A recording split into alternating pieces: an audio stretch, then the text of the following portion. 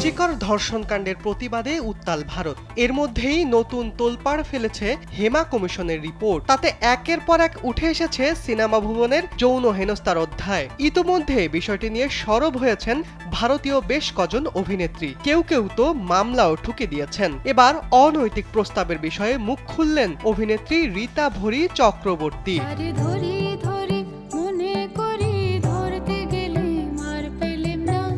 ভারতীয় গণমাধ্যমে অভিনেত্রী বলেন, আমি যখন শোবিজে শুধুই পরিচিত মুখ, তখন সবাই আমাকে টার্গেট করতে শুরু করে। তারা ধরে নিয়েছিল কাজ পেতে গেলে আপোষ করতে হবে। সবাই যে সরাসরি বিছানায় যাওয়ার প্রস্তাব দেয় তা নয়।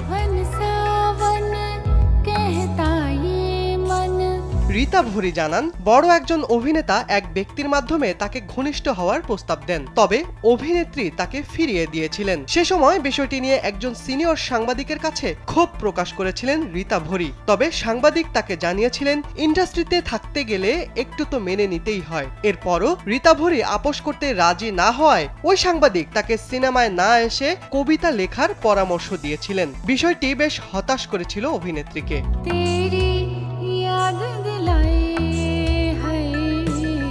শিগগিরই বহুরূপী নামে একটি সিনেমায় দেখা যাবে রীতা ভরিকে। আসন্ন দুর্গাপূজায় ছবিটি মুক্তির কথা। দেখেছি রূপসাগরে মনের মানুষ কাঁচা সোনা।